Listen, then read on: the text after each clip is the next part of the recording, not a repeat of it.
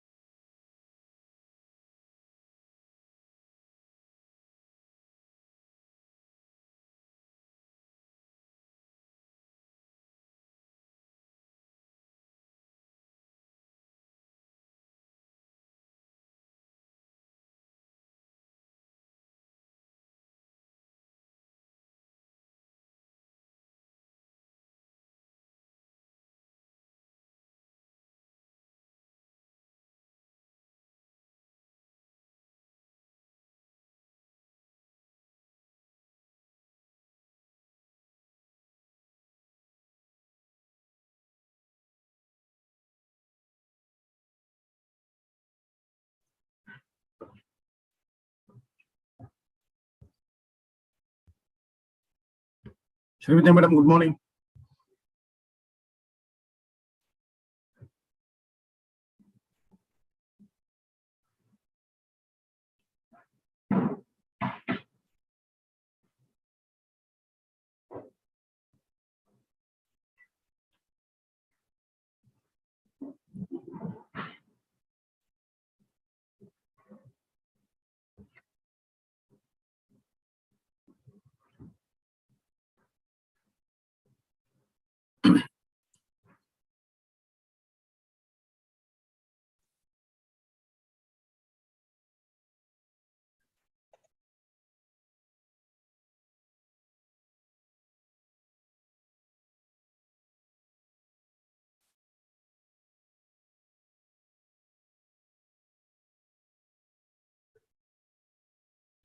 Good morning, everyone.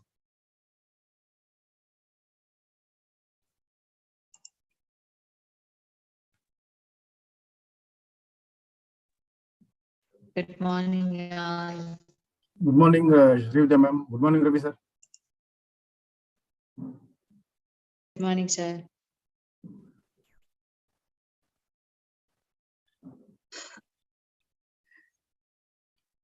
Ravi sir will be able to share the screen, right, ma'am?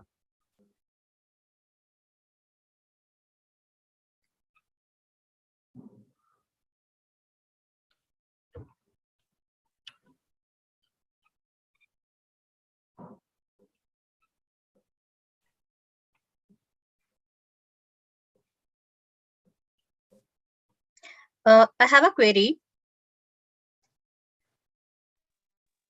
Hello. Yes, ma'am. Do we need to join by student name or we can join by our name?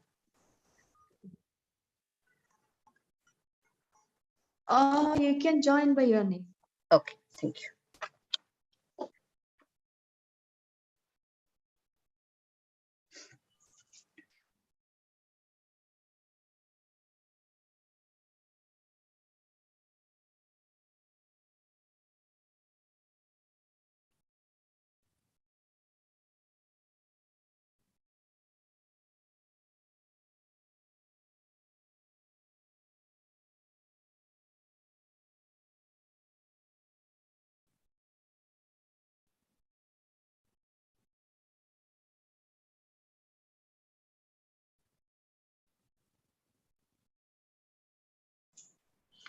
Dr. Srividya, Yes, sir. yeah, keep informing their through class coordinators, no, the students asking them to Yes. join their parents in the Zoom. Okay, keep instructing them so that Okay, 10:45 we will start sharp. Okay, let all the Okay, sir. coordinators, class coordinators, be there and let them keep communicating to their class representatives. Okay. Okay. Okay, sir.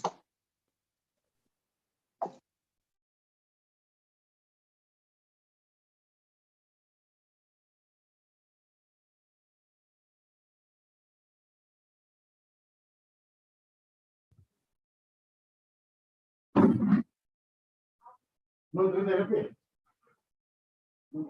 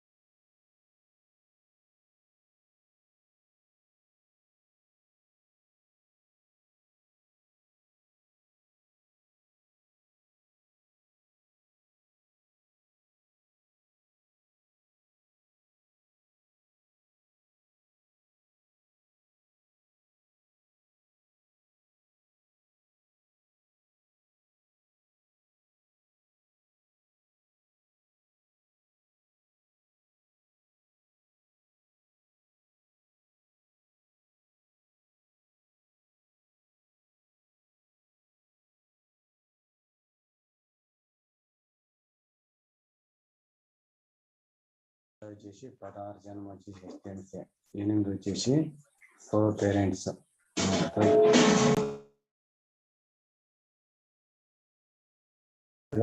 Okay చేసుకుంటారు okay చేస్తారు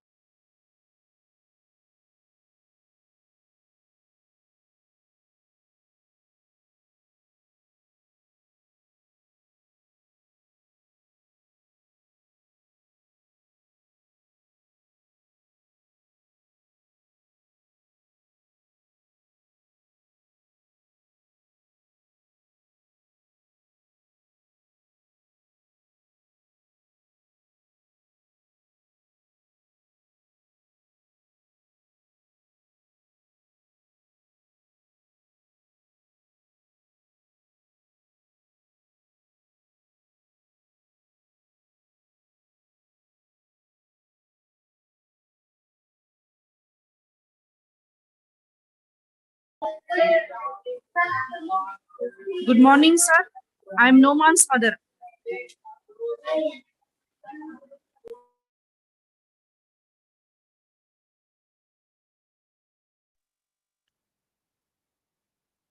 Good morning.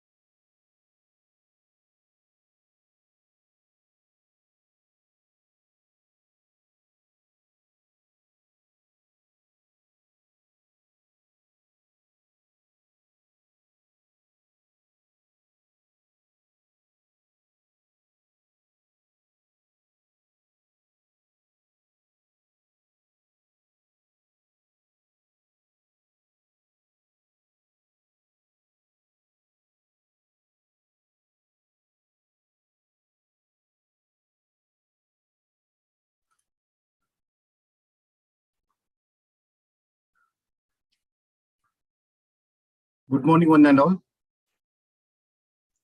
Very good morning. Good morning. Good morning. Reddy sir, Ravi sir has already joined the meeting. You can start introducing and hand it over to Ravi sir. I will request Prabhakar Reddy to start the meeting. Dr. Srividya Varma, can we wait for a little more time or what shall we do? We can wait for another 2-3 minutes, sir, because numbers are increasing.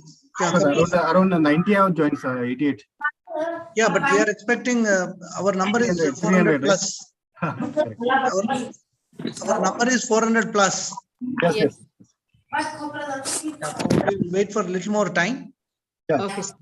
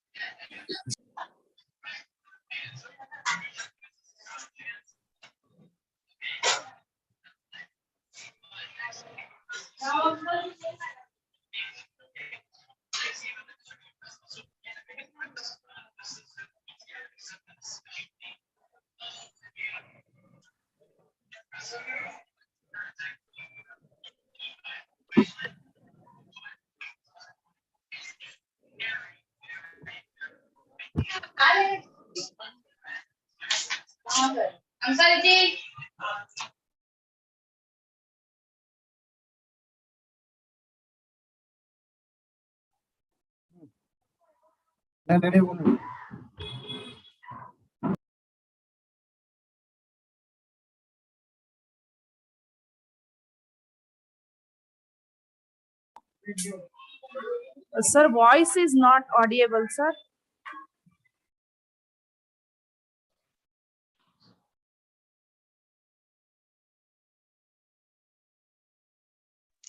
Madam, the program has not yet started.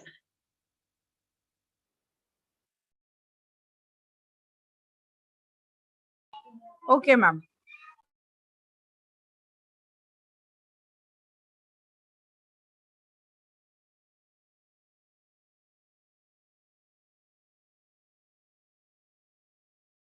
Good morning, parents. Good morning, Dean sir. Good morning, Ravi sir. Good morning, Srividya ma'am. Good morning, Mr. Vivek. Yes, sir. So I Yeah. think, shall Quite a- we? Yeah, quite a few parents have joined. Correct, sir. Correct. So maybe we can wait for another 5 minutes and then start. Yes, because we are expecting 200 plus at least out of 400. Okay. Okay. I Ravi, think, yeah. We can Ravi wait for sir, a yeah. couple of more minutes. Ravi sir, can we wait for 5 minutes if you're okay? That would be better, actually. Okay. Okay. Great. Great. Thank you.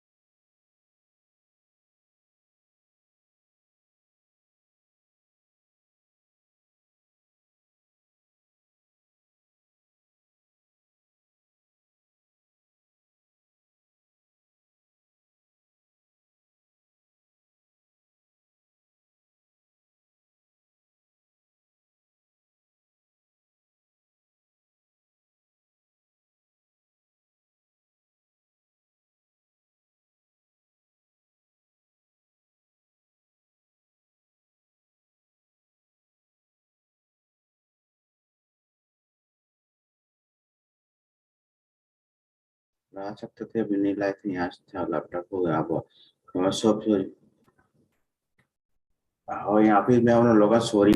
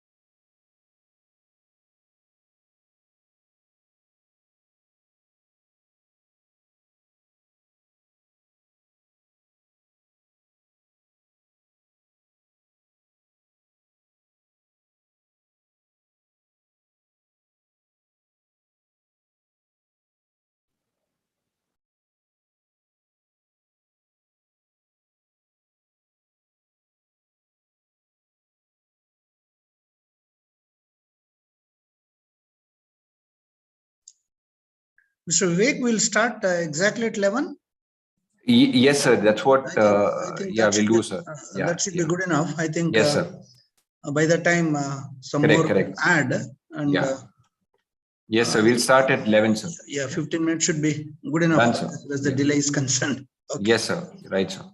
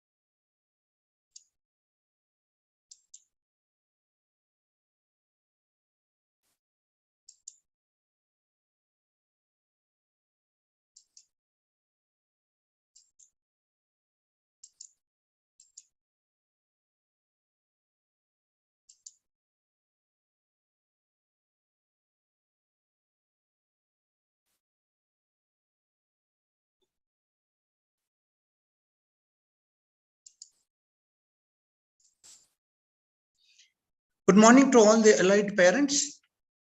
Hope I am audible and as well as visible.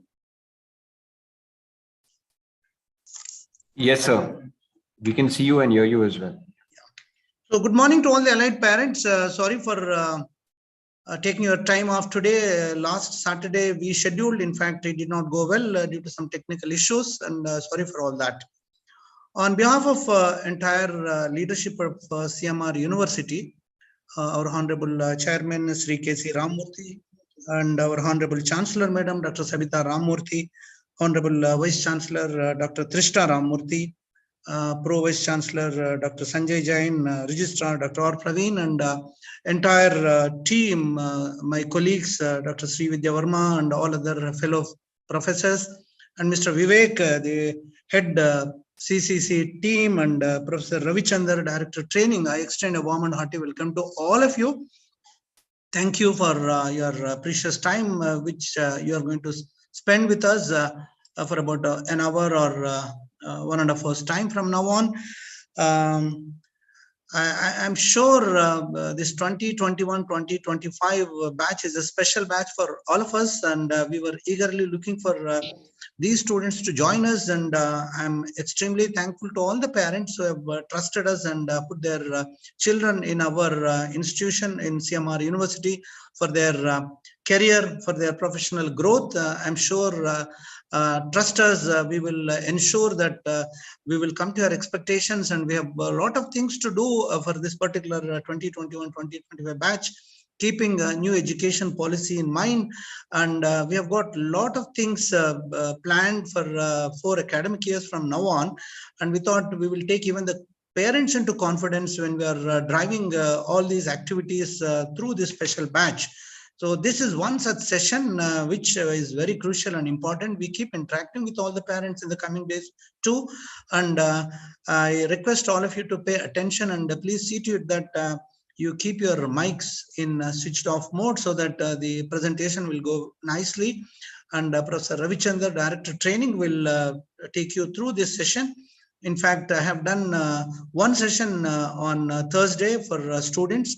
Probably even students might be there in this session, so we don't mind, and we request all of them to just maintain silence so that their whatever the devices through which they have joined be in the silent mode, so that the session will go without any hindrance and disturbance. I hope you can always raise your queries in case if you have through either chat box or towards the end when once the presentation gets over. I hope with this, I request Dr. Ravichandra to take over the session. Thank you very much, Dr. Prabhakar Reddy, sir, Dean, School of Engineering Technology. Very good morning, everybody. I am Ravichandra here, Director Training, CMR University. And I'm here to present to you certain important aspects of the program that your wards are going through in the School of Engineering Technology under the CMR University. Now, I would like to share my screen and take you through 2 notifications. One notification is on the attendance, and one notification is on the evaluation framework that we have for the courses. So let me switch off my video and then share my screen and show you the document and take you through the document step by step so that we don't miss out on any points.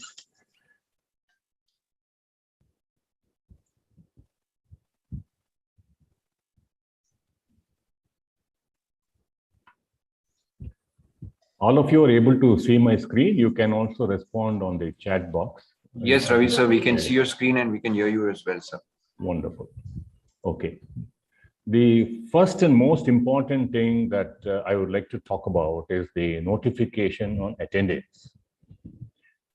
As you all know that when students enroll for a program, there are various courses that the students undergo, which are divided into 2 segments. One segment, it is called as the program core courses. That is the subjects, as you call it, in their academic program, or whichever course that they are pursuing. And then we have another set of courses which are called as common core courses. These, what is the difference? Program core courses are their basic subjects, as we used to call them during our school and +2, but we call them as courses here. They all focus on their domain areas. Domain means whatever they are pursuing. It focuses on that. The common core courses focuses on skills which the students have to develop and imbibe as they proceed with their academic course, so that by the end of their program that they are pursuing, they will become well-rounded individuals. They will also have a good knowledge of the subjects I am referring to as subjects, though we always refer to them as courses because you would understand that better. And they would also be equipped with all the skills that they would need at the end of the program in order to face the competitive world ahead.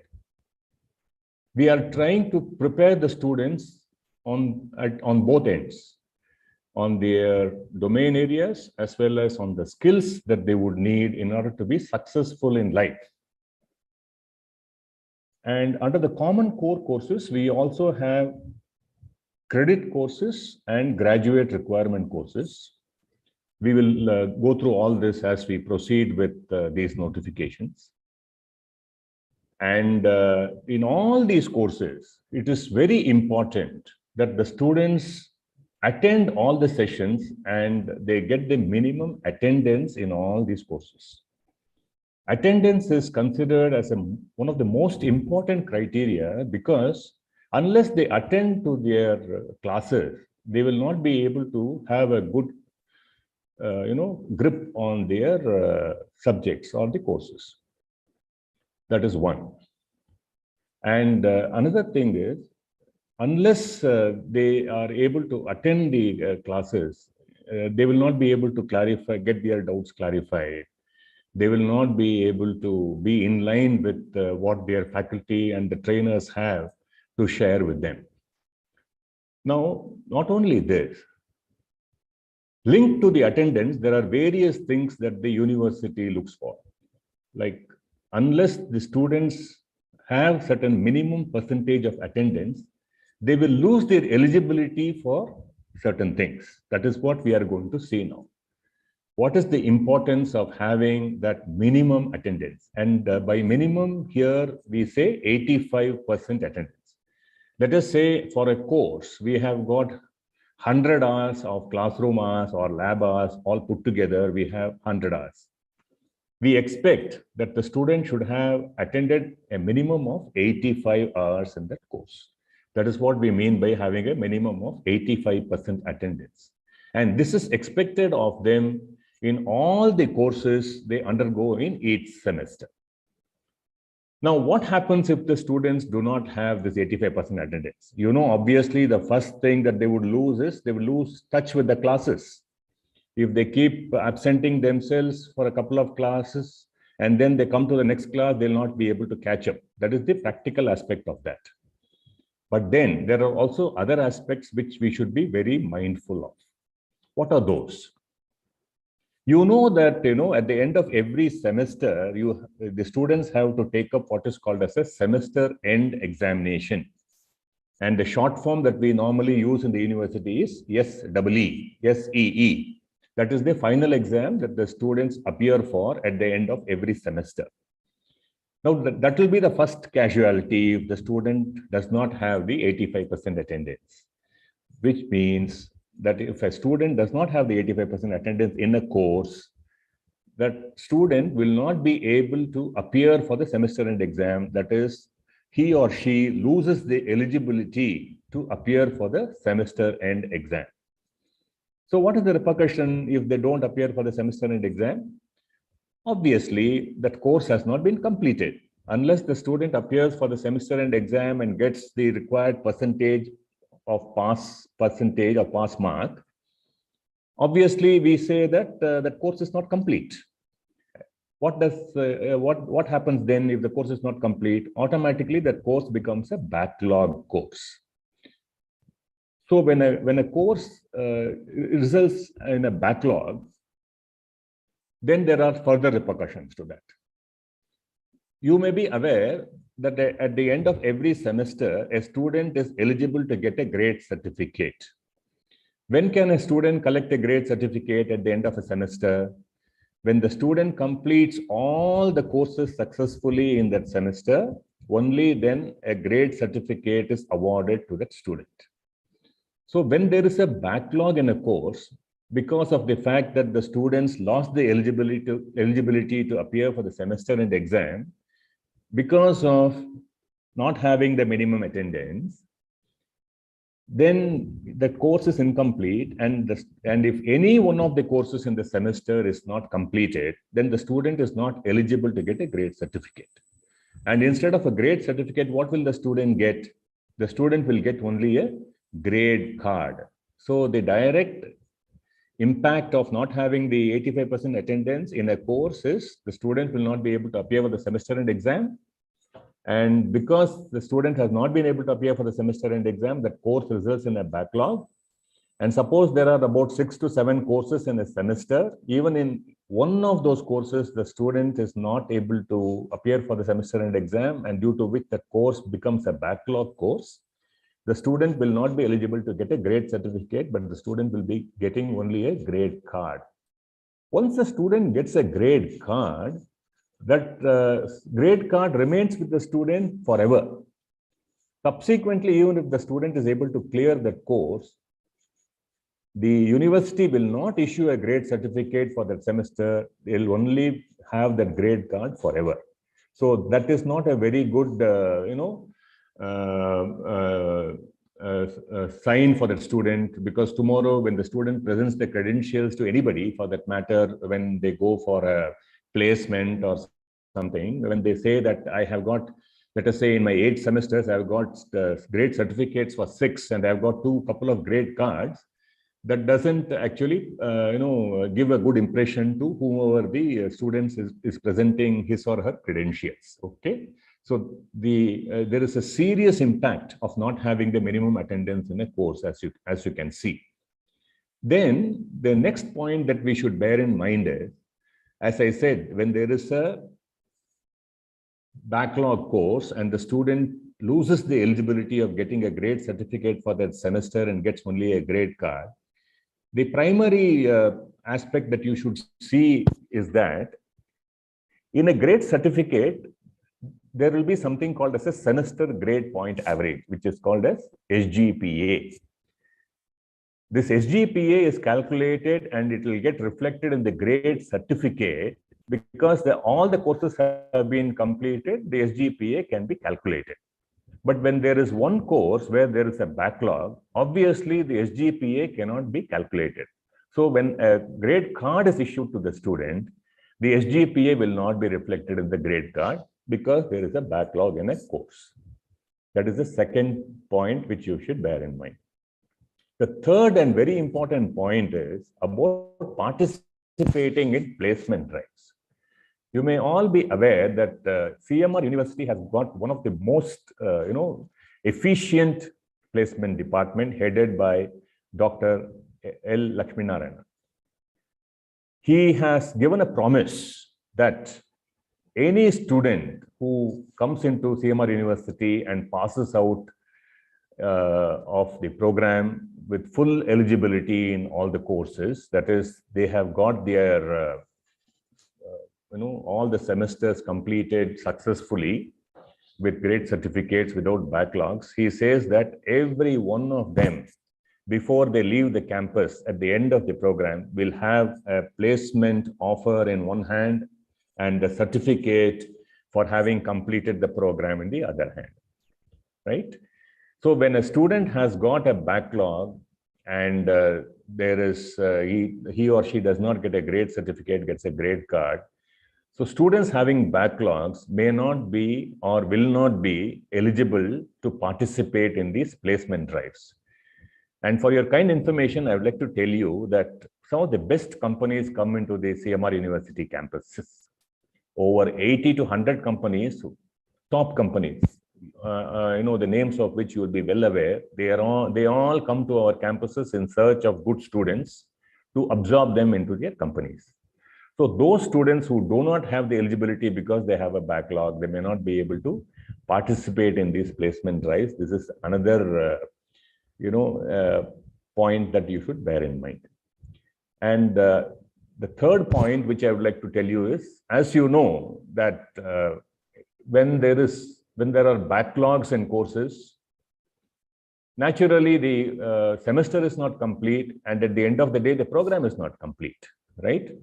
And at this point, I would like to tell you that suppose, God forbid, I don't want any of our students to have any backlogs.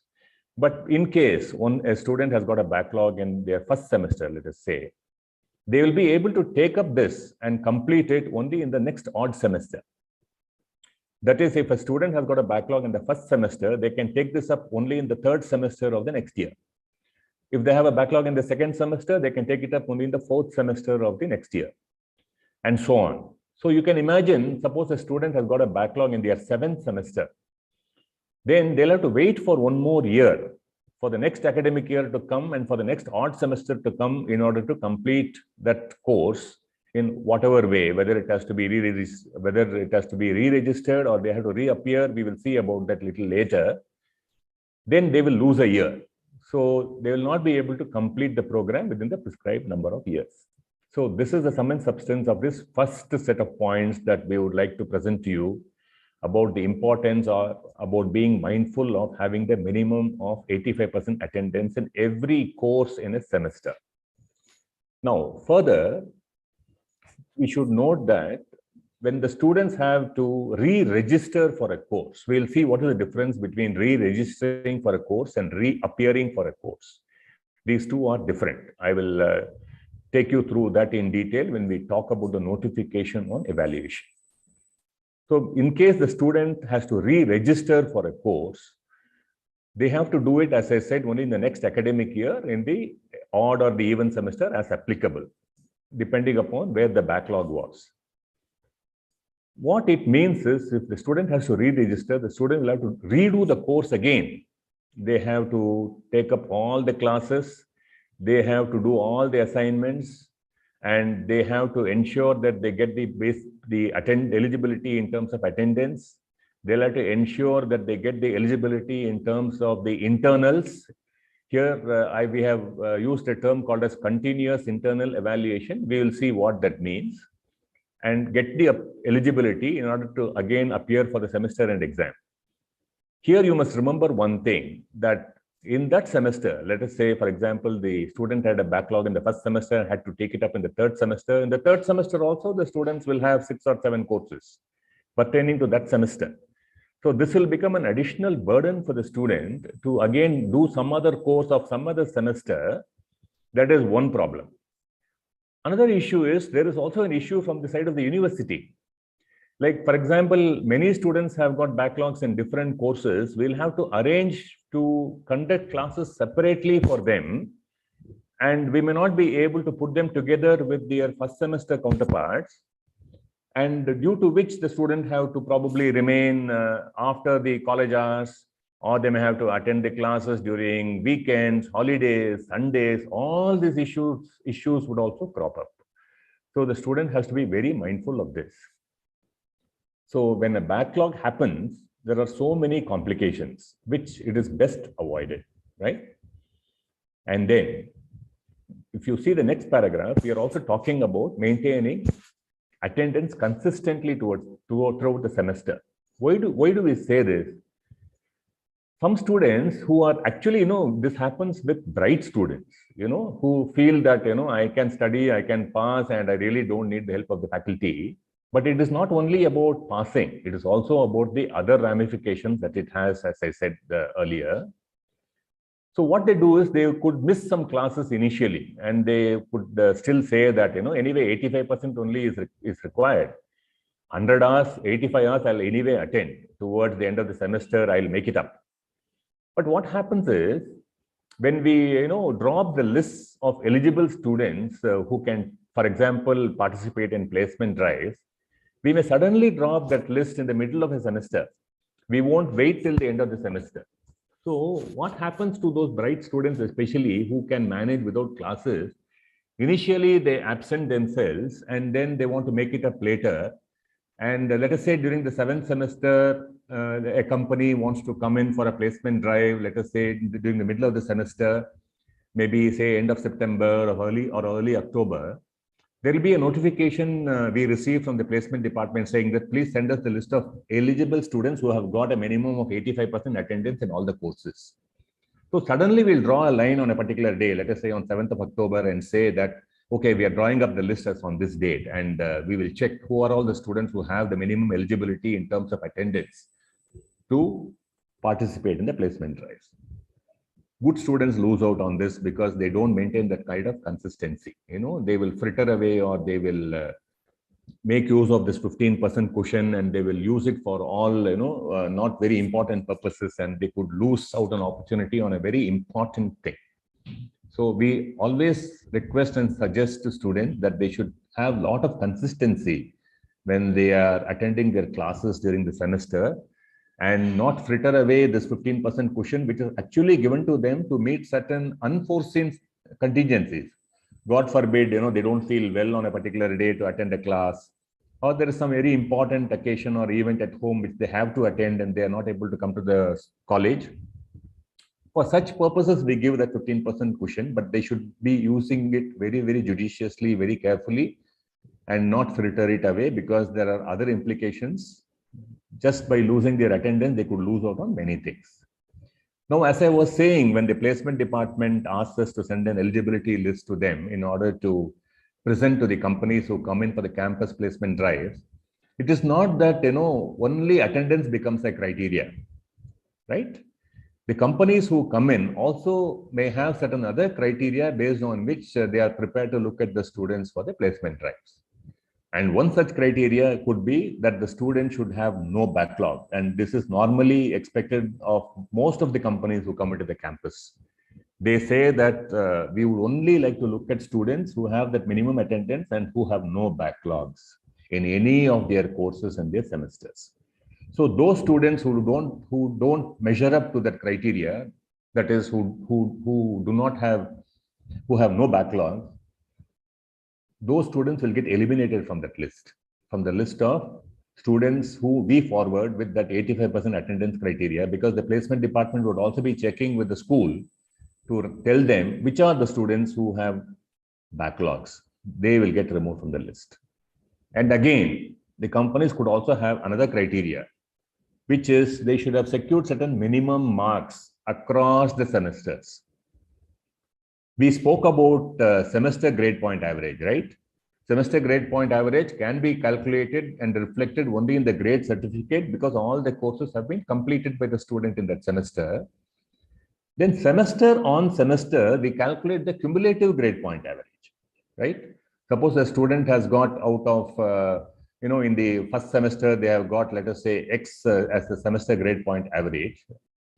And then they have got some Y in the semester grade point average in semester 2.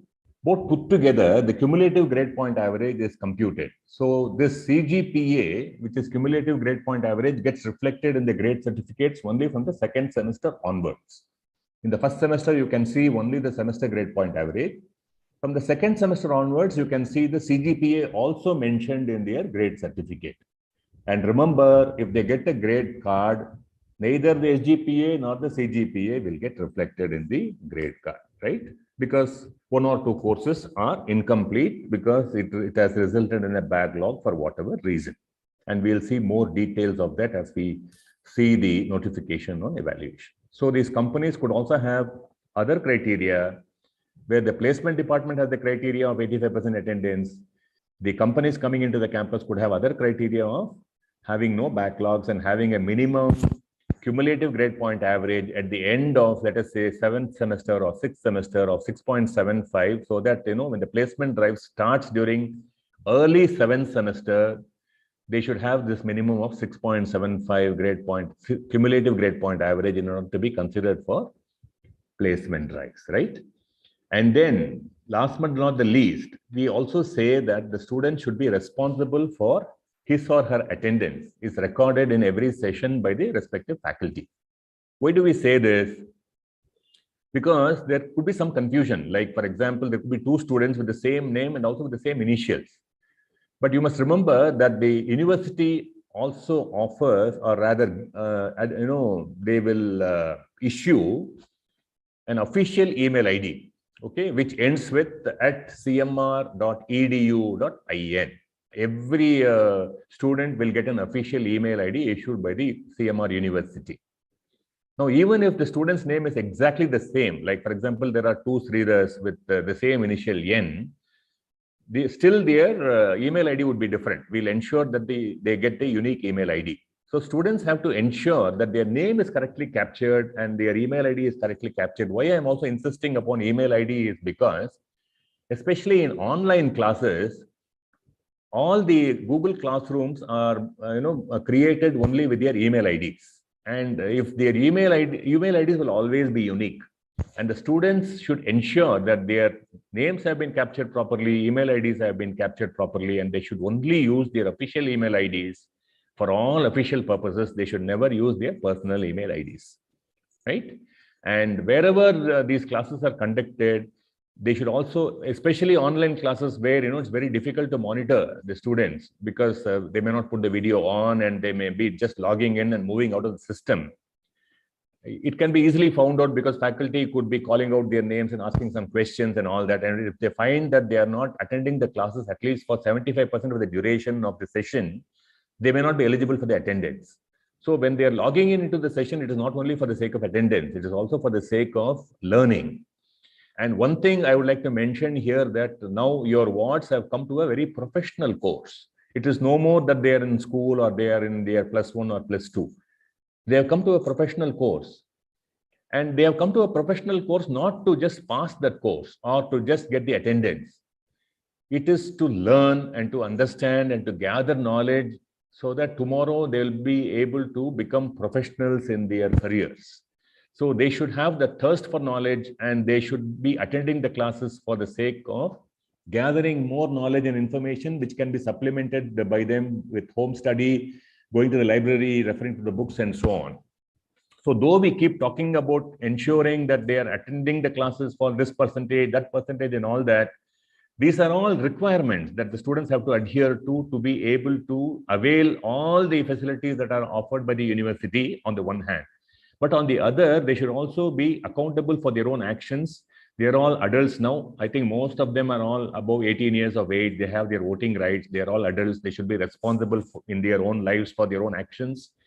And they should also ensure that the interests of their parents are protected, because the parents have got so much of expectation from the students. They have put them into such a prestigious university in such a sought after course. So many students who want to do engineering, they are not able to get admissions. Probably some of them are not able to pay the fees. You have done all that is required for your students, and you have put them into the right university in the right course. So please advise them also to take this seriously, because this is the foundation that they are setting for their own lives, for the future and for the rest of their lives. If they are very careful, if they are attentive, they are disciplined during these 4 years, they could do wonders in their lives, right?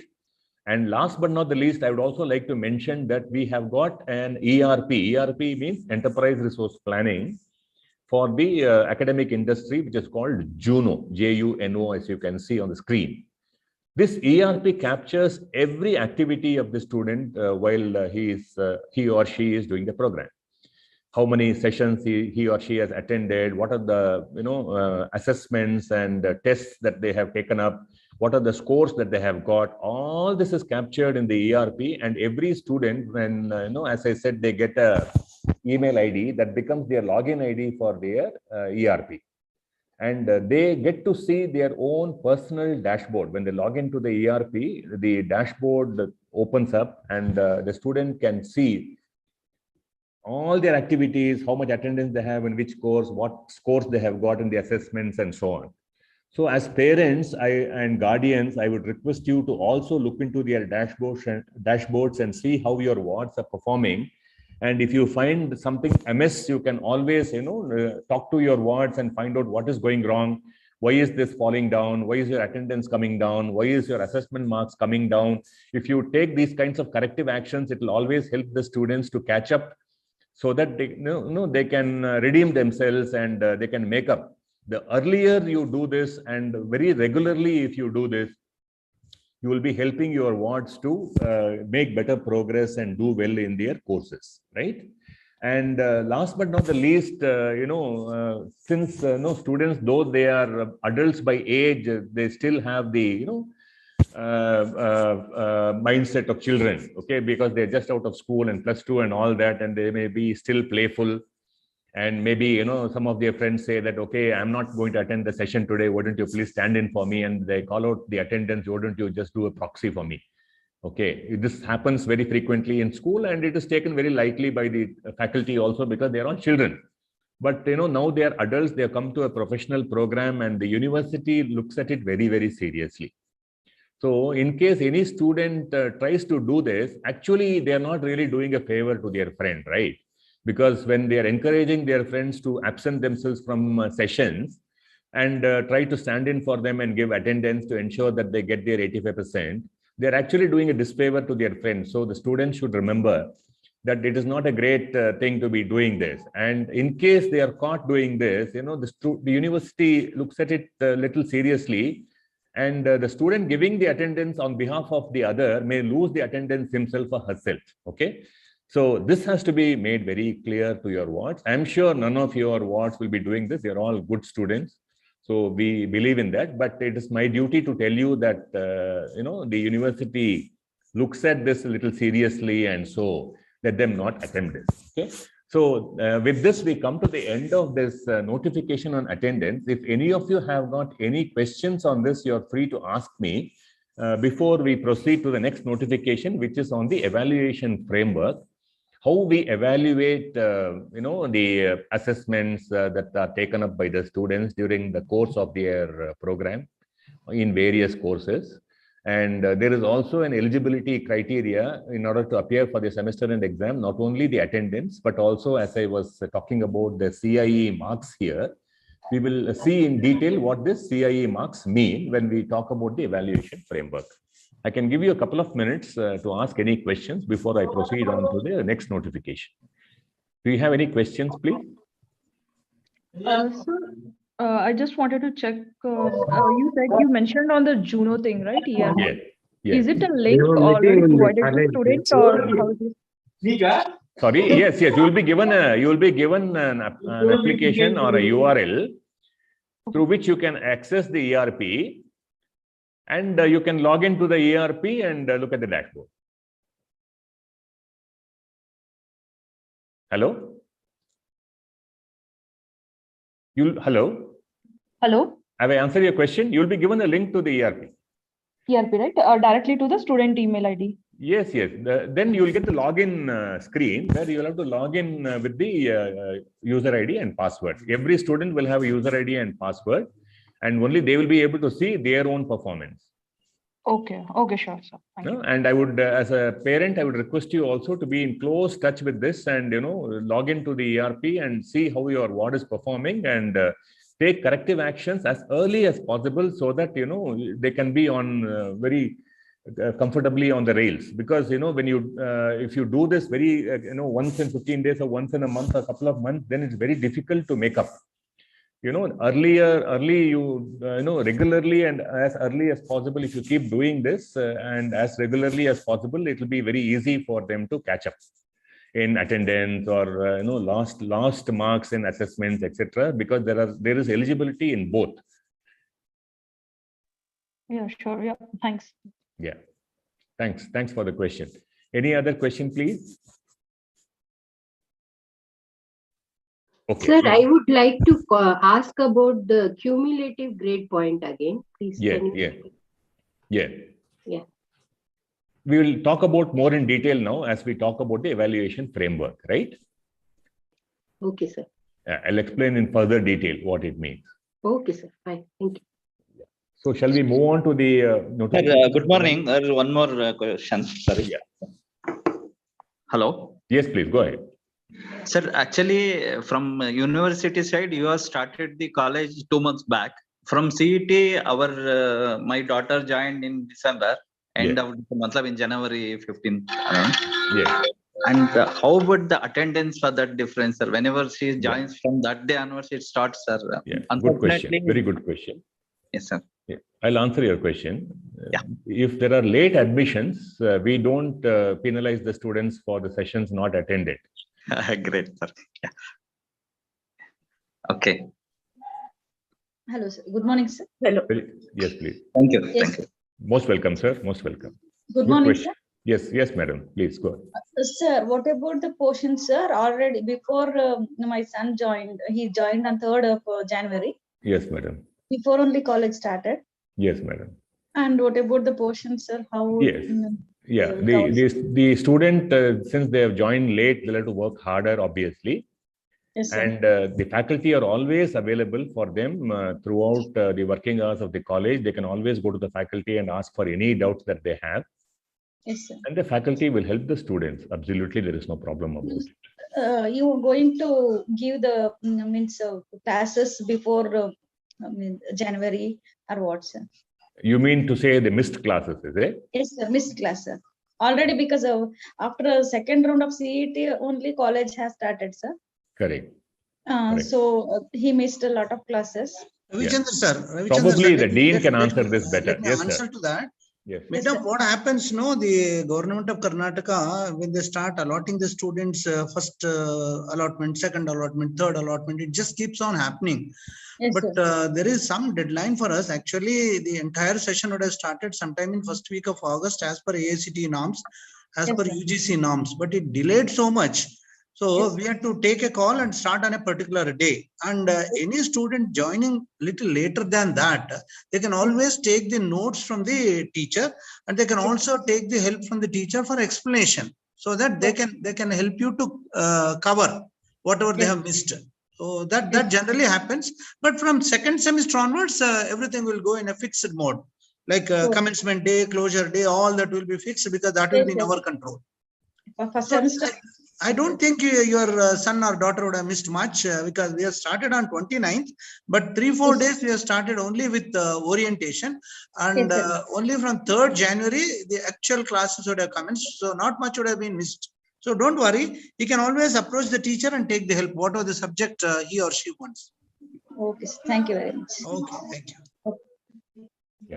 Thank you, sir. Thank you, Dean, sir. Any other questions? Yeah, there is one more question, sir. Actually, we also joined very late. 21st, we joined last month. Hello. Okay, yes, please go ahead. We can hear you. Yes, sir. So actually, official mail ID yesterday only we received, and Monday onward there is a test is going on. That is what I heard from my daughter. Okay.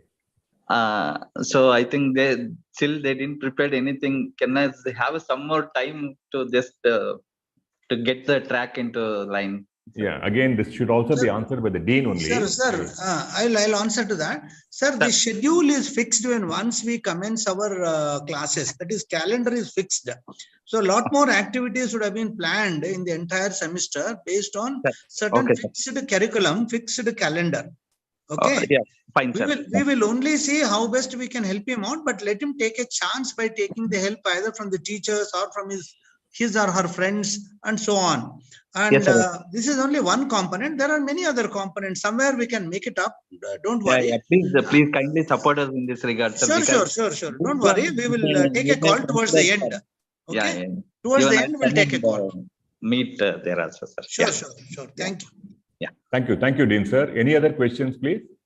Sir, when are you going to take the serious attendance? Like it has already been started, or from now onwards they will be taking No. Attendance is already started marking right from the day on which your ward has reported to the university. Somebody has reported on, let us say, 29th December. His or her attendance will be marked from there on. Somebody is reported on 10th January and their attendance will be marked from 10th. So their attendance is being already marked. Like if they are started from 3rd January and 2 or 3 of them is not attendant, that is absent. No, that will not be treated as absent. Their attendance will be calculated only from 3rd January. Okay, sir. Thank you. Thank you so much. Sir, actually we plan to come tomorrow to college. But I'm the mother of Komal and I tested positive today. So she couldn't come tomorrow.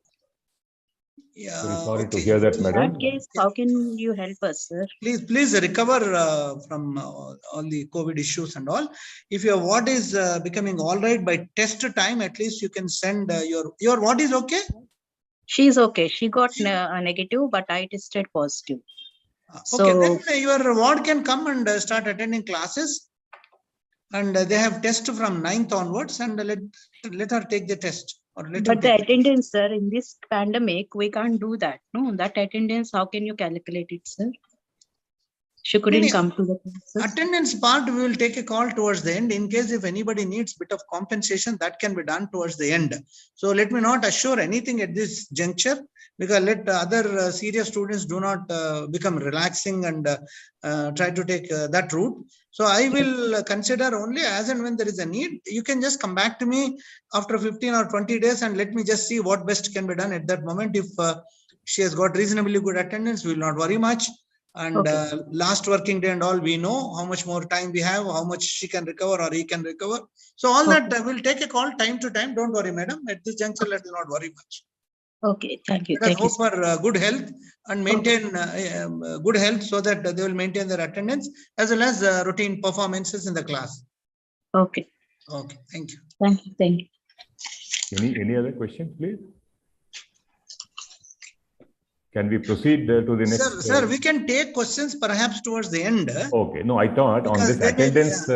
Sorry. They may be specific to their own specific requirement. It may not be a general requirement. Very true. Very true. Okay, so we can definitely take all their queries, not an issue. But let your presentation get over so that if there are no queries, no majority can leave. If only has got query, they can be there. Correct. No, I was only looking for questions on the notification, not the general question. Okay. Okay. My request to everybody is the general questions can come later at the end of the presentation. Kindly ask your questions on the notification so that we can complete the presentation. Okay. Thank you, sir. Go ahead. Yeah. Please. So let us come to the next notification, which is on the evaluation framework, right? How we evaluate a candidate on their assessments that they have taken up during the course or the program for that course in the semester, right? So here we are talking about the Common Core Curriculum, Credit and Graduate Requirement courses. I'll elaborate on all of this. We'll have no doubts on this notification by the end. By the end of the presentation. Now, we use certain abbreviations in this notification, right? You can, all of you can see the screen. The abbreviations are the following. IAT is Internal Assessment Test. For every course in a semester, normally we will have 2 internal assessment tests. The first internal assessment test normally happens after about 4 to 6 weeks after the semester commences. And the second internal test happens about 4 to 6 weeks before the semester ends. So these 2 are called as internal assessment tests. Now, apart from this internal assessment test, the students also will be administered some small assignments, MCQ types of questions and all that to keep, checking whether the students have grasped what is going on in the classrooms, right? On a continual basis. Now, all these put together are called as continuous and comprehensive evaluations, right? Which is called as CCE. So as I said, IATs are 2 in number in a semester for a course, and these continuous comprehensive evaluation could be 2, could be 3, could be 4, etc. for each of the courses, right? Now, the marks scored by the students in the IATs plus the CCEs, that is these assignments, small assignments and MCQs that are administered time and again, the marks scored by them put together is called as the continuous internal evaluation, which is called as CIE. That is IAT plus CCE put together is called as CIE. So just as there was a minimum criteria in terms of attendance that they should have 85% in order to appear for the semester and examination, the SEE, which we already saw in the notification on attendance.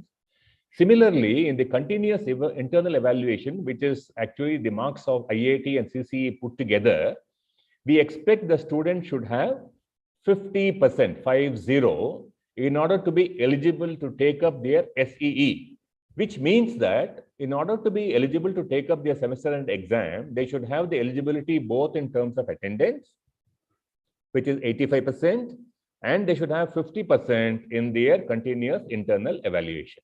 Unless they satisfy both these criteria, a student will not be eligible to take up their semester end examination, which is the final exam as we saw in the notification on attendance earlier, right? And you also saw a terminology there called as re-register. There is another terminology called as reappear. These two are different, okay? What does reappear mean? I'll just tell you very briefly so that when we go down through this notification, it will become a reinforcer for you. Reappear means for a course, a student has the complete eligibility to take up the semester and examination in that relevant semester itself. Let us say that they have got 6 or 7 courses now in their first semester. For all the courses, or let us take individually, in each course, they have the complete eligibility. Complete eligibility means what? They have the minimum 85% attendance, and they also have scored their marks in the IIT and CCE, resulting in the 50% in the CIE. So they have both the eligibilities.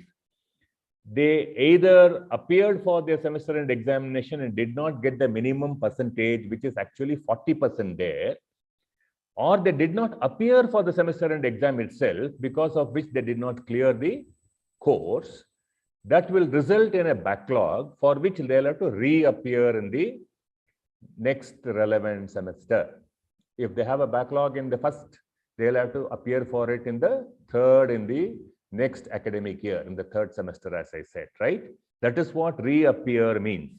They had all the eligibilities to appear for the semester and exam.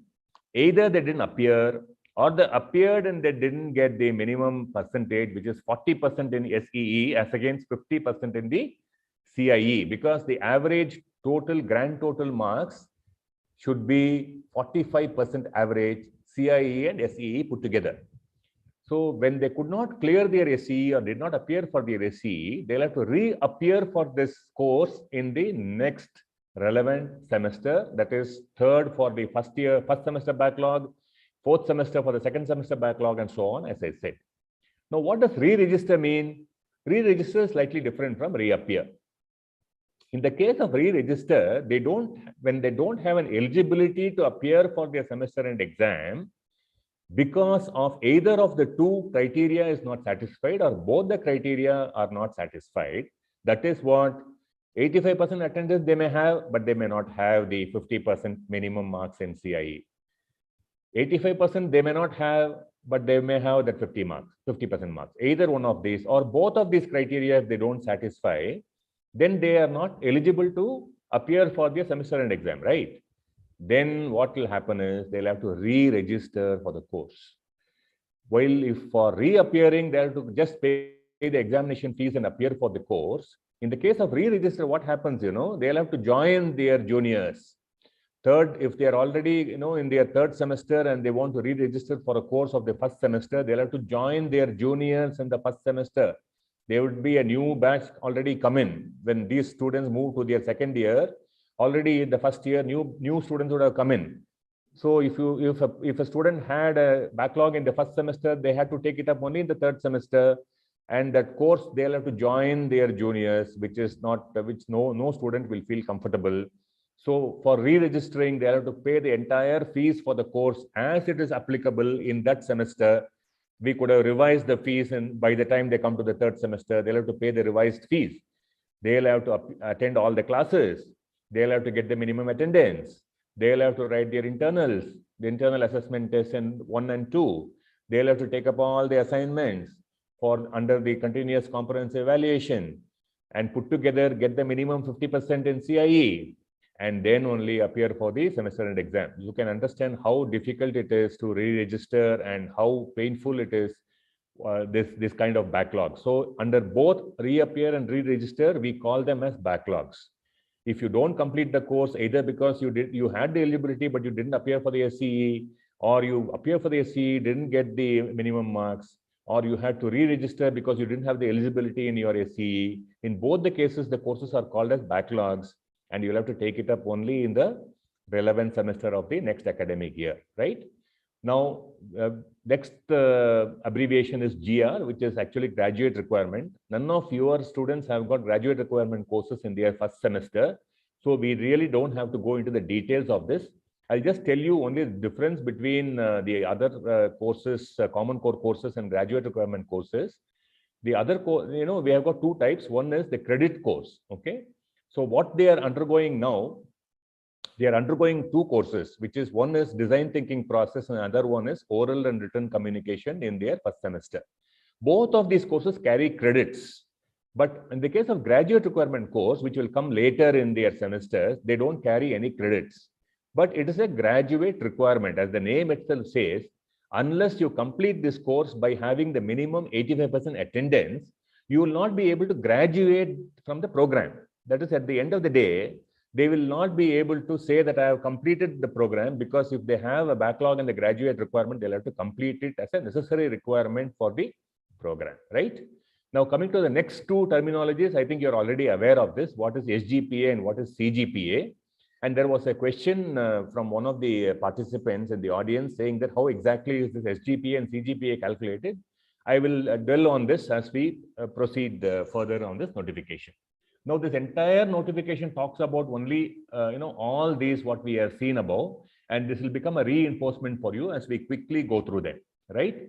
So as I said, the evaluation components I was talking about, you have the two IATs plus the continuous comprehensive evaluation put together is called as the continuous internal evaluation, right? We saw here IAT plus CCE marks will be CIE, and they have to have that minimum 50% in the CIE in order to be eligible to appear for their SCE.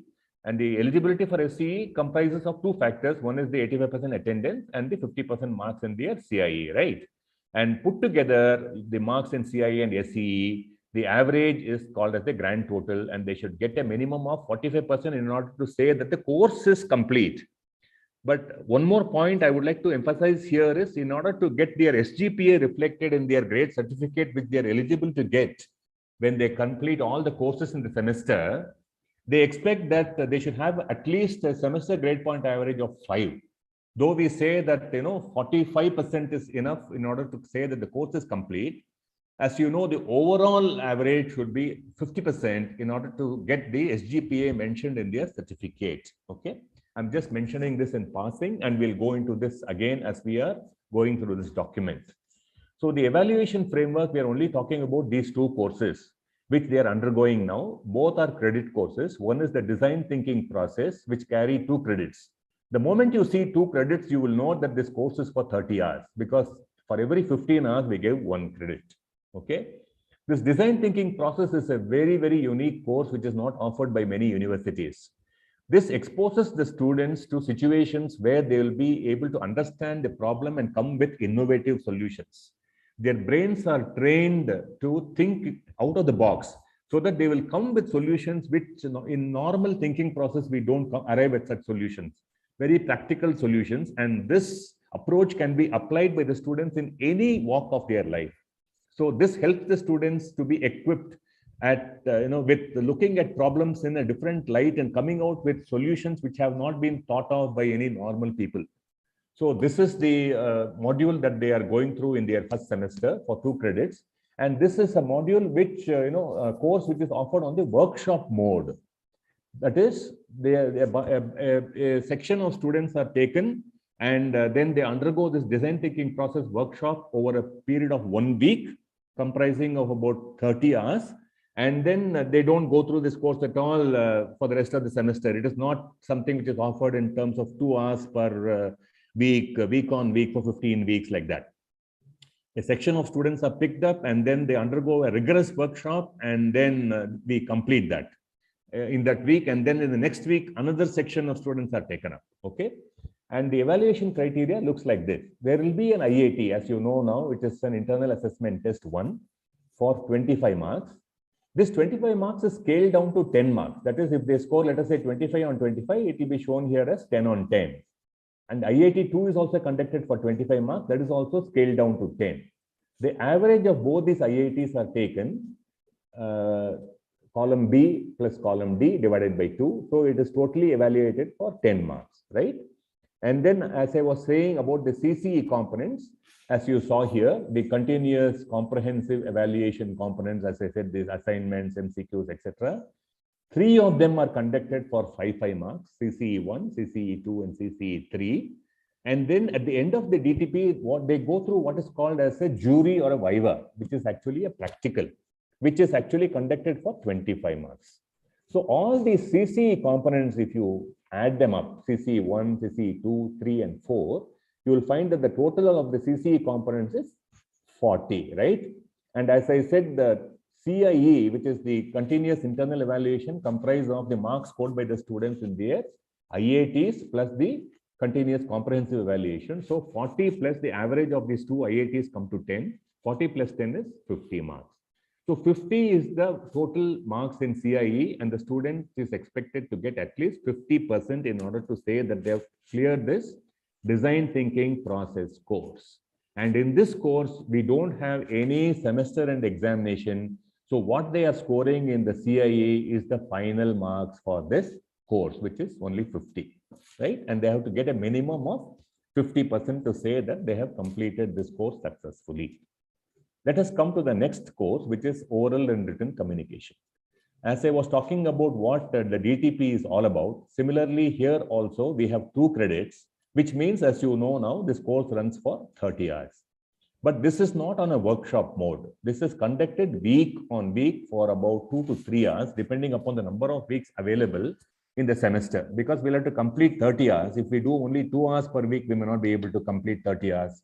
If we have only 10 weeks, let us say, because students are joining late and all that. So we may even do about 3 hours per week to complete this 30 hours and grant the students 2 credits who are successfully completing this course. The focus on this is because communication skills is considered as a very, very important skill for students. In fact, there are research companies who have conducted researches about why students don't get usefully employed soon after they complete their graduation. And they have found that one of the most important skills that these students lack is communication skills. They are not able to articulate. They may be very good students. They may get 90 out of 100 or even 100 out of 100 in their subjects, in their program core subjects. But finally, when it comes to reckoning, when they are asked some questions, maybe at the interviews, or they are participating in group discussions, etc., if their communication skills are not good, if they're not confident enough, they will lose out on these opportunities. So that is the reason why we have added this very important course for them in the first semester itself. And this course is also offered in 2 parts. I forgot to mention, even the design thinking process is offered in 2 parts. There is a design thinking process part 1 and a design thinking process part 2 in their next semester.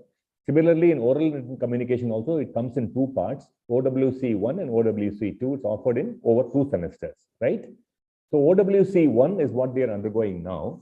And you can see in the similar evaluation framework grid that we have below here, the IIT here is conducted for 20 marks as against 25 for the DTP. And it is also scaled down to 10. IIT 2 is again conducted for 20 marks and scaled down to 10. Similarly, like DTP, we also take the average of these 2 IITs. And unlike the DTP, we only have 3 CCEs here, okay, only for 5 marks each. And the CCEs put together is 15 marks. 15 plus the IIT 10 marks make up for the continuous internal evaluation, which is for 25 marks. In this course, they have a semester end exam, and it is conducted for 50 marks. And this is scaled down to 25. And the marks scored by the students in the CIE plus the marks scored by the student in the SCE make up for the grand total. So in order to be eligible to take up the SCE, as you know now already, the student should have minimum of 50% of their CIE, and they should also have what else? The eligibility in terms of attendance of 85%. Only then they'll be able to sit for this SCE exam, right? So only we are looking at these 2 modules now, because these are the only 2 courses now, because these are the only 2 courses that your students are undergoing during the first semester, right? Now let us come to certain important information which you already know now, which will become a reinforcement for you. Now you know that what is the eligibility to appear for SCE in any course. You already know that they should have a minimum of 85% attendance, and they should have a minimum of 50% marks in their CIE, which comprise of what? The marks scored in the IITs plus the marks scored in their continuous comprehensive evaluation components, which are assignments, MCQs, etc. Unless they have this, both the criteria, they will not have the eligibility to appear for their semester end exam wherever it is applicable. In the case of DTP, as I said, there is no semester end exam. So the marks scored by them in CIE is good enough. But in the case of oral written communication, marks scored in CIE is not good enough. They also have the SCE. And to appear for the SCE, they have to have the eligibility in both these criteria, right? So passing marks in each course, as you know now, is 50% in CIE and 40% in SCE. And the aggregate, they should get as 45%. And as you already know now, just having the aggregate of 45% in all the courses will not get them the SGPA reflected in the grade certificate, because overall they have to maintain certain percentage, which is actually 50%. Then passing marks we have talked about, and we also have seen this 50% marks they have to have minimum in CIE to take up the SCE of the course. And where there are both the components, they should also have 40% marks in the SCE. We are just reiterating this fact so that it gets firmly reinforced in your minds. And they should have 45% as an aggregate, CIE and SCE put together, right? And where in courses they have only CIE, as you know now, for example, in the design thinking process, the minimum of 50% marks, if they get in CIE, it is good enough for them to say that they have completed the course. Now, you know what is a backlog course, right? We have also spoken about this when we spoke about notification on attendance, and we also spoke about it when we spoke about reappear and re-register. Now, anyway, we'll just run through this as a refresher. So a backlog course in terms of a credit course. When does a credit course become a backlog course? So when a student is not permitted to take up an SCE due to lack of eligibility, right? You know that in order to appear for SCE, they should have eligibility in what? Attendance and CIE marks. So when a student is not permitted to take up an SCE due to lack of eligibility, automatically it will result in a backlog in a credit course. When a student was eligible to appear for an SCE but did not secure that 40% marks, as you know, I already mentioned, it will result in a backlog in the credit course. The student was eligible to appear for the SCE because the student had both 85% attendance, they had the 50% in CIE, but if they did not appear for the SCE at all, how can we clear them? Automatically, the course results in a backlog. So I'm just mentioning it in passing about the graduate requirement course, where we don't have any assessment criteria, but only the attendance criteria. The student should have a minimum of 85% attendance like everywhere else, right? Now, let us understand again about grade card, which you already know. I think most of you would be able to tell me what it is, but I would like to run you through. You know that grade cards are issued when it is issued at the end of a semester, when a student has not completed the semester successfully due to the following reasons. What are the reasons? You know very well now. Has one or more backlog courses. That is, the course has not been completed, either due to whatever reasons we have seen already. I don't want to repeat all of that again. And has no backlogs, but the minimum CGPA criteria has not been met. You remember I said that, you know, there is, though we say 45% they should get in the aggregate in order to clear a course, unless they have certain minimum percentage, the SGPA will not be calculated, right? And you know what is SGPA and CGPA now, and you know that it cannot be computed and reflected in the grade card because in one course it is a blank. So I cannot, actually it is nothing but the weighted average. As somebody said, they wanted to know how it is exactly calculated. I will mention it here now, which is more relevant. The SGPA is calculated multiplying the number of credits in a particular course into the percentage scored by the students, right? And divided by the total number of credits. That is how the SGPA is calculated. And how is CGPA calculated? The SGPA into the total number of credits of that semester plus the SGPA and the total number of credits in the next semester put together, divided by the total number of credits in the relevant semesters. That is how the CGPA is calculated. It is nothing but the weighted average between the credits and the percentages scored by the students, right? Is it clear now? And the overall semester status will be indicated as incomplete in the case of a grade card, because obviously there are some courses with backlogs, and so the semester is not complete. As against the grade card, in the case of a grade certificate, everything is the opposite. It's the most best thing to have for any student in every semester. So I request every student should be aspiring only to get a grade certificate in every semester, right? So when is the grade certificate issued? It is issued at the end of every semester, and only to those who has completed the semester successfully, which means what? The student has no backlog of courses. They have met the SGPA criteria, which helps us to calculate or compute the SGPA and reflect it in the grade certificate. And CGPA also will be computed and reflected in the grade certificate from which semester onwards? From second semester onwards. Because in the first semester, it's only for one semester. only from the second semester, we have multiple SGPAs in order to calculate the CGPA. And the overall semester status will be indicated as complete because all the courses are complete and the student has got a great certificate, right? Now we'll just rush through this reappear and re-register for backlog courses as you already know now. I already mentioned to you that odd semester courses in the subsequent odd semester only the student can take up. That is first and third, third and fifth and so on. Even semester courses can be taken up only in the subsequent even semester, that is second and fourth and sixth and so on of the next academic year. So what does reappear mean? You already know. Reappearing is when the student was eligible to reappear for a semester and examination in next even or odd semester.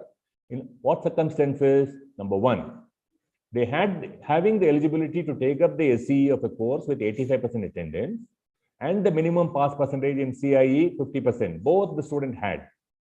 But unfortunately, the student appeared for the SCE and did not secure that minimum pass percentage of 40% in the SCE, or the student did not appear for the SCE at all.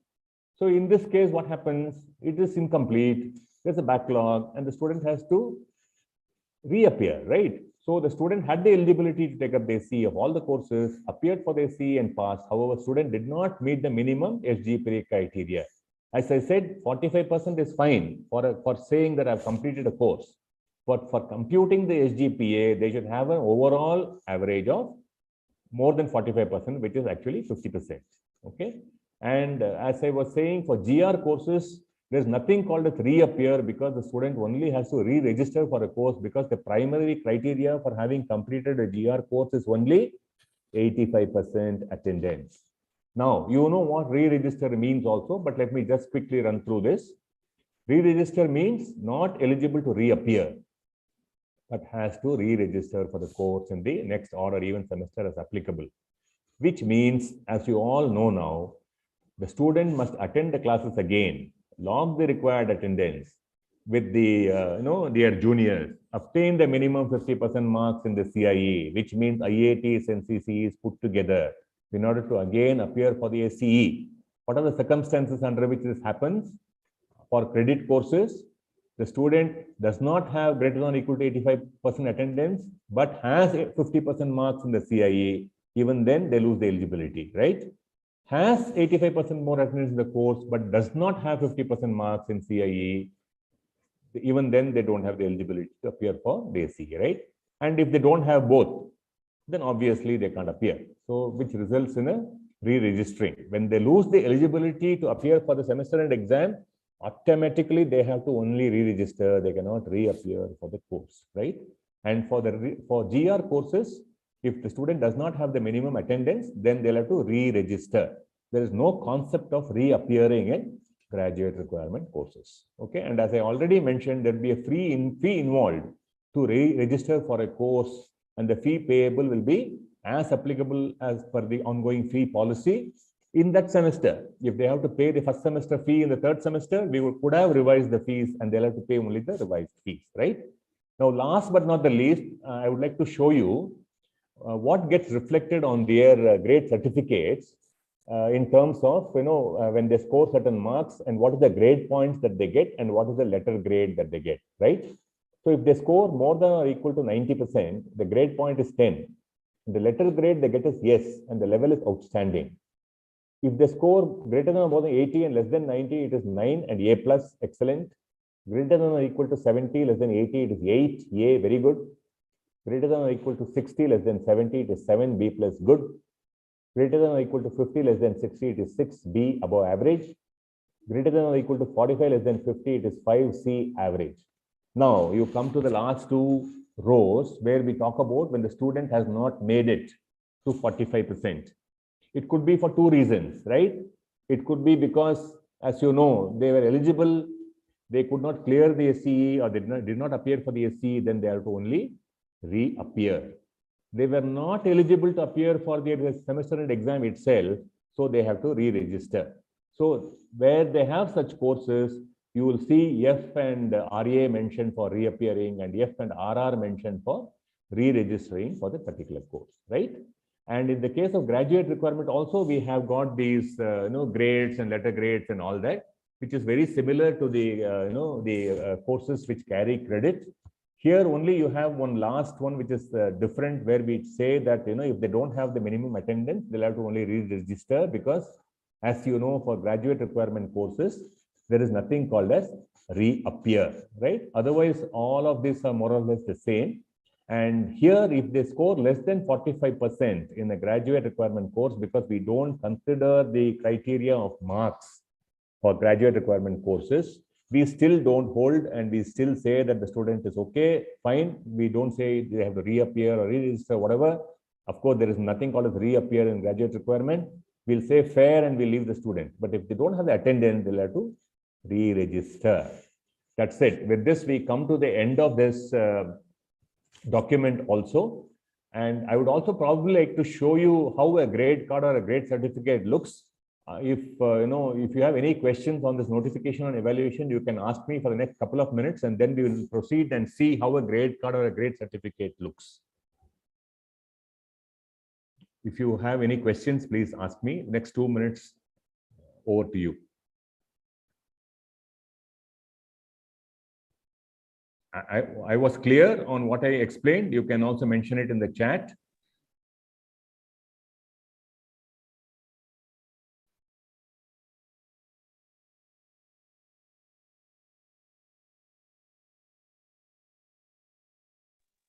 Hello, sir. Good morning. Very good morning. Sir, last you showed that chart, no, sir? Grace and grade. Correct. Correct. Please show once again, sir. Definitely. Why not? Okay, sir. Thank you.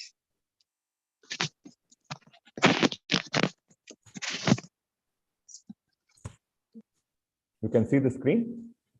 Yes, sir. Last one, sir. Yeah. Grade and. Yeah. This is the one you want to see? Yes, sir. Yes, sir. Yes.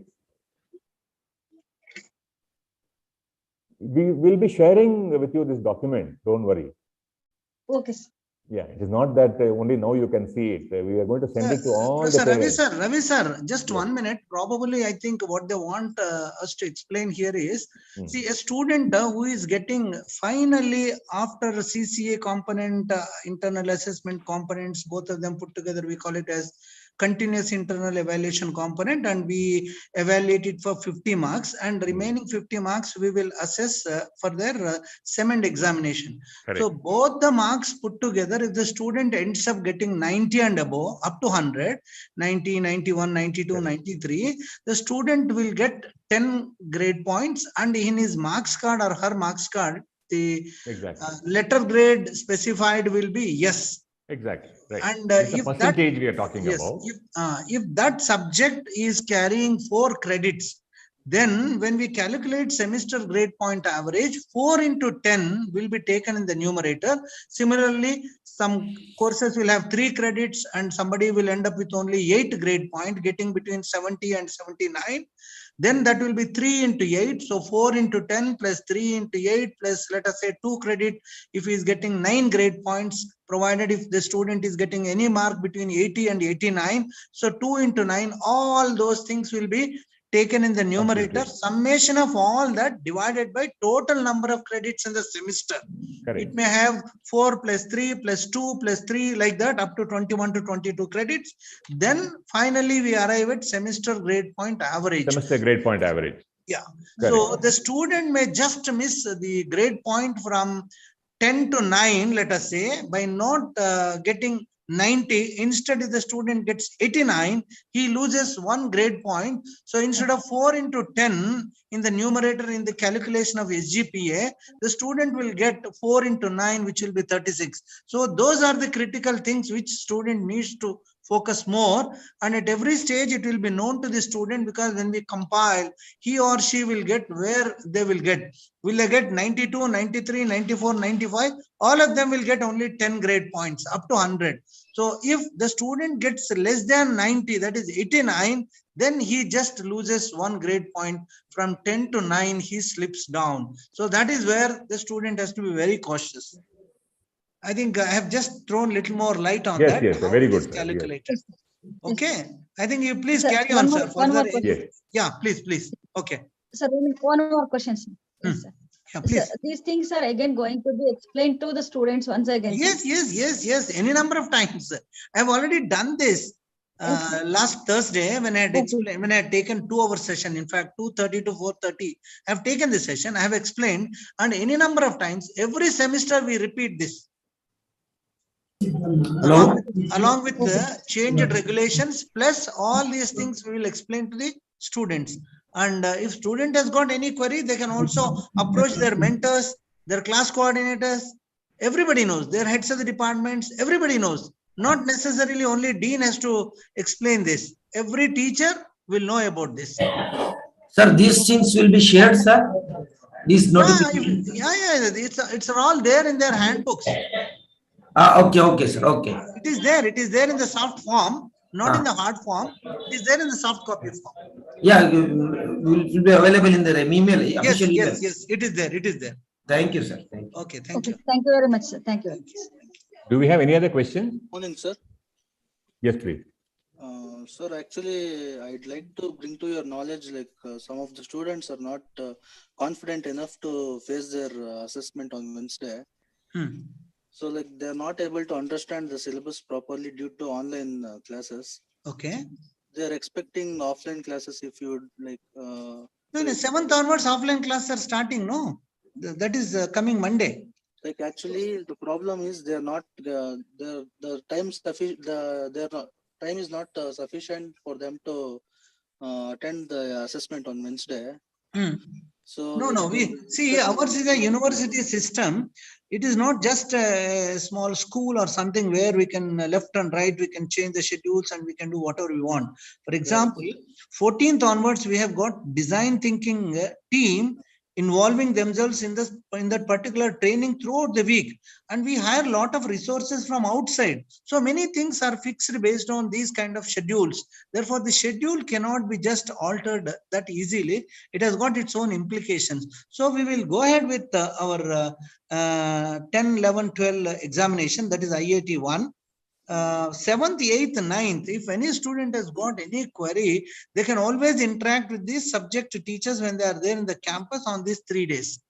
So I can tell my teachers to help them out in case if anybody has not really got the clarity in a particular subject or in a couple of subjects. That's not an issue. Okay. Thank you, sir. Thank you. We will go ahead with the IITs because IITs cannot be altered. We have lot of other things fixed. I understand your point. But don't take me wrong, sir. Like, actually, what No, absolutely no. Like what I'm actually about to mean is, like, if they're not confident enough to attend their exams, there is no point in attending the exams, no, sir. Like, let them try their best. Let us not say that, okay, let them not attend. Let them try their best. Any issues we can definitely address, whether it is IIT 1 or somebody may not be confident in IIT 2, or there might be some health issue, something in IIT 2 time. So all those things we will address only just towards the end of the semester. After the IIT 2, we will take a call and we will see what best can be done depending upon the student difficulty. Currently, you don't have any other option for right now, no, sir? Like, it will be carried on Wednesday itself. Yeah. There are no other options because everything has been fixed. Everything has been scheduled. Okay. Like, can you revise again the syllabus, sir? Yeah, that can be done. That can be done when they are here in the campus on 7th, 8th, 9th. That help can be done. Okay. Sure, sir. Thank you so much. Okay. Thank you.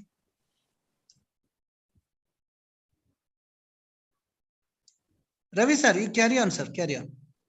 Yes, sir. Thank you, sir. So, I would like to show you, run you through the grade certificate. Just you can take a look at it and just to see how it looks. Okay, it may not be relevant for this particular program. It is just a template which you can just take a look. Maybe the courses that I mentioned there are not relevant to engineering students, but you can take a look at it. This is how it looks. Is my screen visible? Yes, sir. Yes, sir. Okay. So this is how the grade certificate looks with the school, program, semester, student's name, registration number, etc. And you can see the table here, serial number of the courses, and then the course codes. Every course has got a code. And here you have the program core courses and the common core courses, as I was mentioning. And then you have got the credits mentioned here, right? The total number of, for each, the LTP actually means lecture, tutorial, and practical. And the C means credit. So you have got certain credits for lectures, certain credits for tutorials, certain credits for practical, put together the total number of credits. And what is the grade that the student has secured? And when is the month and year of passing this course, right? So you've got the program core courses, and then you have got the common core courses listed out here. And then the total credits for that particular semester. And if it is the first semester, until previous semester, you'll have nothing. And the current semester, you'll have how many credits you have. And then the SGPA will be calculated. CGPA is not applicable because it is the first semester, right? So this, there are some, it could be made for multiple semesters here, where you could have total of previous semester as well as this semester. And then on the reverse of this grade certificate, you will also have some courses that are, which won't carry credits like graduate requirements. There are some courses which you can ignore now because it's of no relevance to you now. And this will be mentioned when the students go through the graduate requirement courses. And as you know, the students have to necessarily go through some community service in every semester. So whatever the hours that they have completed in that semester will be mentioned here. If they have carried forward some hours from the previous semester, and then total number of hours of community service completed, what should be the minimum hours they have to complete by the end of the program? Till now, how much they have completed, right? And what is the balance remaining? And then at the end, once they complete their community service, then they will have to do a presentation of their observations, experiences, what they went through, which we call it as a reflective presentation of the community service. Then apart from this, they also have LEAP activities, which is actually lead, engage, achieve, and participate, and where they will be getting some points, right, by participating in some sports activities, some other extracurricular activities, etc. Similar to this community service, the points acquired in the current semester, points carried forward from the previous semester, etc. are mentioned, and total points acquired till now, and maximum points that they have to acquire, right? All these are also mentioned on the reverse of the grade certificate, right? You don't have to go through too many details now, but I'm just showing you how this grade certificate looks at the end of the day when the student completes every semester, right? And I would like to reiterate, let all your wards only aspire to get a grade certificate. Never ever make the mistake of getting a grade card and get those additional burden of completing those courses in subsequent semesters. Ravi so sir, this comes to Ravi sir, you just to show that SGPA, I'll explain how CGPA is also arrived at. I told them already that it's just a weighted average of the SGPAs of the various how it is calculated, I'll just explain. Yes. For example, yes, sir, please tell them. Suppose first semester the student has got 22 credits and he has got 5.91 credits, let us say. And in the second semester, if the student has got 20 credits and he has got 6 SGPA. So how we will calculate CGPA is 22 into 5.91 plus 20 into 6 divided by 22 plus 20. That will be their CGPA. So that's how CGPA will either get improved or it will get even reduced, depending upon how consistently the student is performing better, or has he done poor in one of the semesters, then his CGPA or her CGPA will be pulled down. So we need to maintain good CGPA throughout the program. That means all 8 semesters, it is always better. Any recruiter will see how consistently they are maintaining their performance. It's not just first semester getting 10.0, then later coming down to 5 or 6. So they will not be really appreciating if a student is not performing consistently and maintaining good performance. Right, sir? Go ahead, sir. Thank you. Yes, sir. That's about it. I have come to the end of my presentations. So I hope you all enjoyed it and you have understood everything. I hope I have been able to make it very clear to you. You can mention it on the chat also. So thank you very much for such a for patiently listening to the 1.5 hour talk on this. This is very, very important, that it is to be understood very well by the parents also, so that wherever the students also get some doubts, you can also help them with it. And as I said, keep a touch with their ERP dashboards, see how they are performing, keep them updated on what is required. Why is it so important not to miss even a single class? Why is it important to take their assessment seriously? Because everything has got a final impact on their final performance, in their eligibility to appear for placement drives and so on. So I hope I have made this very clear, and you have all understood the importance and ramifications of these elements, which are normally considered as trivial, and students tend to ignore them, but finally land up in problems which we want them to avoid. That is the reason why we are trying to do this even at the early stages when the semester is just starting, so that right from day one, they'll be careful, and they will ensure that everything is in order and is in place, right? So thank you so much once again for listening patiently. One more question, sir. Yes. So please, how these credits help in their total academics, sir? Credits. Naturally, this one single figure will reflect their entire performance in all their courses in their program, right? Finally, at the end of the 8th semester, let us say somebody comes out with a CGPA of 8.5 against a student who has come out with a CGPA of 5.75, who has performed much better, right?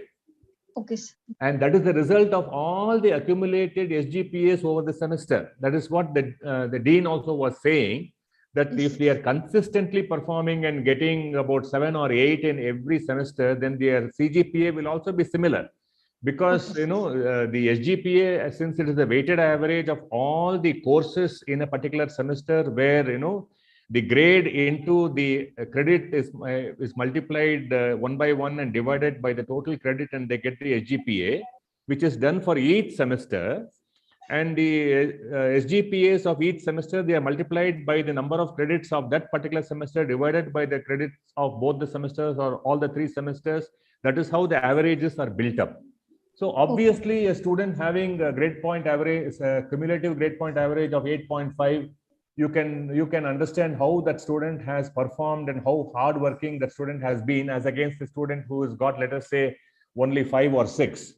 And as I was also saying while talking about the notification on attendance, there is a ramification on this in participating in placement drives of good companies. Rated companies who come into our campus with a good rating, like probably TCS or Infosys, they may say that we want to have, they conduct these placement drives only for students who have got a minimum CGPA of 6.75. You remember I said that? Okay. So unless they have that CGPA of 6.75, they may not be able to participate in those placement drives also. So that is how it impacts them in their career. Sir, I'll further clarify. The student performance is rated based on how much he or she has got the cumulative grade point average, CGPA. See, if somebody like Infosys may come and ask me, I want only those students who have got 8.5 CGPA and above. We need to pull out only those students. Somebody who may not be paying a good package may say, I don't mind even if the student is 5.5 and above. So it all goes based on, this is completely the academic performance reflection. CGPA is nothing but cumulative grade point average, since the student accumulated those many grades over a period of 8 semesters, and finally at the end, that is the CGPA. That is how this student is gauged, or rather rated. So that is the academic performance rating of a student, which if the student is maintaining very good right from first semester to final semester, he or she will have very good CGPA. If somebody is having very low SGPA somewhere, but his CGPA is, when SGPA is low, obviously CGPA will also be low, because CGPA is nothing but the combination of sum of all these SGPA accumulated one. So therefore, the student has to have very good CGPA in order to rate himself or herself very high. If somebody has to go for masters to abroad, US or Australia or Canada, somewhere else, they will see what is this student CGPA. If the CGPA is 5.5, they may not give either seat, or even if they give seat, they may not give scholarship, or they may not get the seat. So all this CGPA should be as high as possible. So that is the academic performance of the student, which is accumulated over 8 semesters by the student. So putting good effort will always give them the good CGPA at the end of the academic, at the end of the program, 4 years. Thank you, sir. Madam, Thank you. any query regarding that? I will be able to help you out in understanding better. No, sir. Thank you. Thank you, Dean sir, for Yes, your sir. elaborate Sir, explanation. excuse me, I have one question. Yeah. If we have further queries, where we can contact? See, always you can contact the mentor of your ward. Okay. Every student has got a mentor. Okay. Mentor is supposed to be there throughout their career. Like all 8 semesters, the same person will be the mentor for the student. Okay. Mentor can clarify. If mentor is not able to clarify, you can always go to the class coordinator. If class coordinator also is not in a position to clarify by chance, you can always go to the head of the department. Even if the head of the department is not able to clarify, you can always come to me also. Not necessarily only during the meetings you have to clarify your doubts. No, you can always talk to any of these people. Mentor is all the times available to you and to your ward. So they will keep on contacting you for good or for bad and all that. So they will be able to clarify, madam. Thank you, sir. Thank you so much. Okay, if we have no further questions, shall we close this meeting, sir? Yeah, we can close. I think I request Dr. Srividya Verma to express, give vote of thanks, and then we can wind up. Srividya Verma, are you there?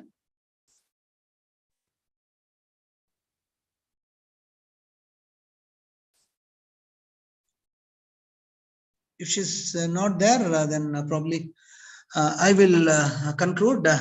So I thank all the parents for their patient hearing, and in fact, I thank Professor Ravichandra for taking all the pains of going through these slides and explaining in detail to all the parents. And I wish this is not just only the end, this is only the beginning of our interactions with each other for the betterment of your own ward, and as well as making CMRU as great as possible.